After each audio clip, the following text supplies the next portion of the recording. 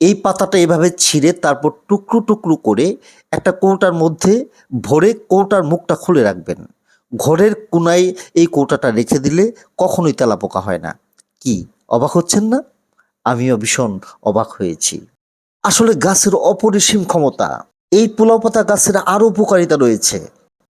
এভাবে এক টুকরা ছিঁড়ে মুখের মধ্যে রেখে দিলে মাউথ ওয়াশের কাজ করে। আপনি বাড়িতে ছিলেন না, আপনার ঘরটা বন্ধ ছিল, তাহলে এমনিতেই এই গাছের পাতা ঘরের কোনায় ফেলে রাখুন। এই ঘরের ঘুমুট ভাবটা কমে যাবে। এটা মাথার খুশকি এবং উকুন দূর করতে ব্যবহার করা হয়। এটা আপনার স্কিনটাকে টান টান রাখবে। বিষাক্ত পোকামাকড় যদি আপনাকে কামড়ে দেয়, সেই জায়গায় এই গাছের পাতা একটু থেতলে লাগিয়ে দেন, তাহলে সেই যন্ত্রণা কমে যাবে। এর অনেক উপকারিতা রয়েছে। এটা মিষ্টি, মিঠাই, মন্ডা, ফিরনি, পায়েস তৈরি করতে ব্যবহার করা হয়ে থাকে।